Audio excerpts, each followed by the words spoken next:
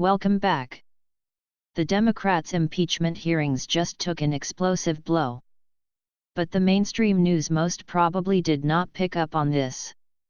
After watching many hours of testimony on television, the last couple of minutes of the Democrats' witness testimony just crashed through a comment from their own witness, Mr. Holmes.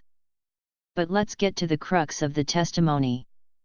Mr. Holmes stated that at the Ukrainian embassy the staff already knew about the investigation into Burisma and the corrupt relationship with the Bidens.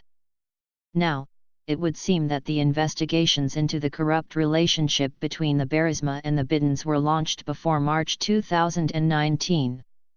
At this time Mr. Joe Biden was a private citizen and not yet a presidential candidate.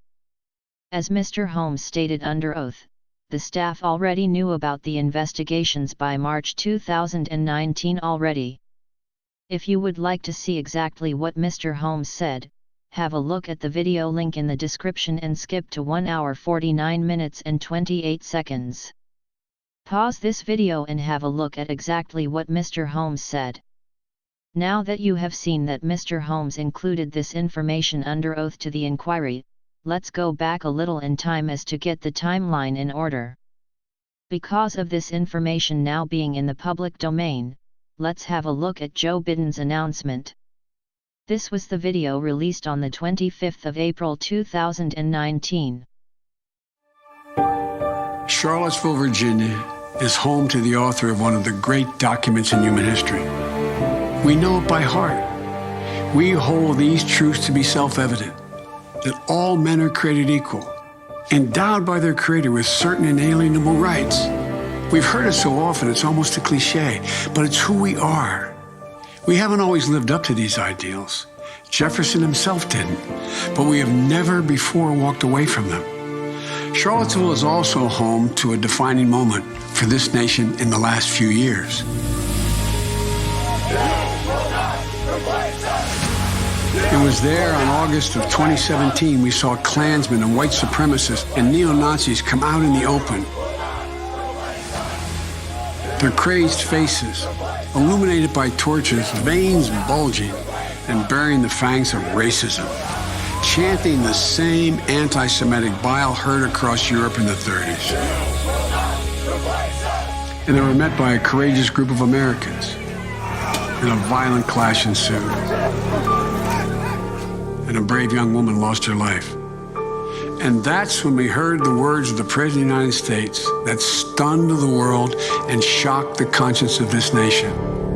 He said there were, quote, some very fine people on both sides.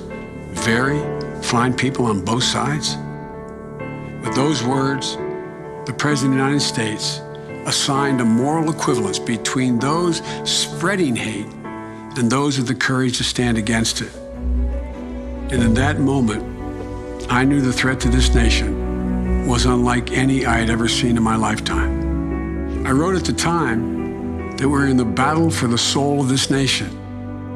Well, that's even more true today. We are in the battle for the soul of this nation. I believe history will look back on 4 years of this president and all he embraces as an aberrant moment in time. But if we give Donald Trump 8 years in the White House, he will forever and fundamentally alter the character of this nation, who we are, and I cannot stand by and watch that happen. The core values of this nation, our standing in the world, our very democracy, everything that has made America America is at stake. That's why today I'm announcing my candidacy for President of the United States. Folks, America's an idea that's stronger than any army, bigger than any ocean, more powerful than any dictator or tyrant. It gives hope to the most desperate people on earth. It guarantees that everyone is treated with dignity and gives hate no safe harbor. It instills in every person in this country the belief that no matter where you start in life, there's nothing you can't achieve if you work at it. That's what we believe. And above all else, that's what's at stake in this election. We can't forget what happened in Charlottesville. Even more important, we have to remember who we are. This is America.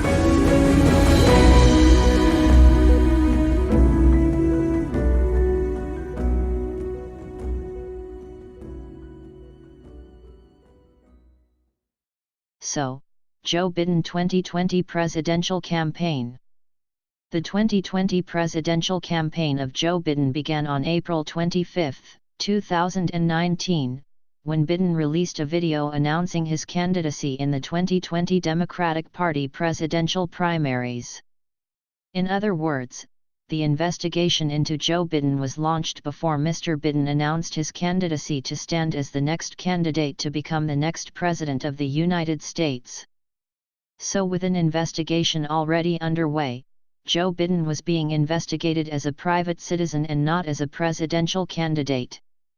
So the investigations that President Trump were waiting for was that into corruption in the Ukraine and not on an opponent, as the investigations was launched before Mr. Biden's announcement. But you be the judge.